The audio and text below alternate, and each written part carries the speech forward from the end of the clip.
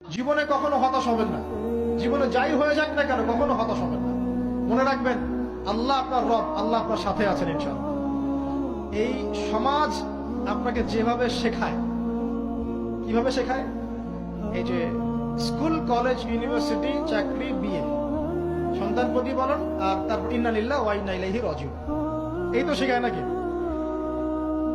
সবসময় মনে রাখবেন যে আল্লাহ রাব্বুল আলামিনের পরিকল্পনাই আপনার উপরে সবচেয়ে বেশি অগ্রাধিকার যোগ্য, সমাজের পরিকল্পনা নয়।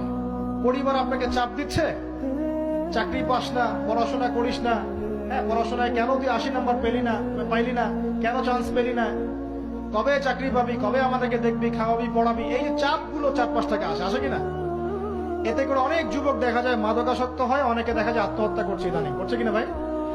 এই শব্দটা থেকে আমি এই পয়েন্টটা আজকে লিখেছিলাম যে ভুলেও আল্লাহর প্রতি বিশ্বাস এবং তাওয়াক্কুল হারাবেন না। সমাজ যেভাবে শেখায়, সমাজ চারপাশে যে চাপ আপনাকে দিচ্ছে, এই চাপে নিজে গা ভাসিয়ে দিবেন না। আপনি আল্লাহর কাছে দোয়া করবেন, আল্লাহর কাছে পথ চেয়ে নিবেন এবং আল্লাহর প্রতি তাওয়াক্কুল ভরসা করবেন, কখনো আত্মহত্যার পথ বেছে নিবেন।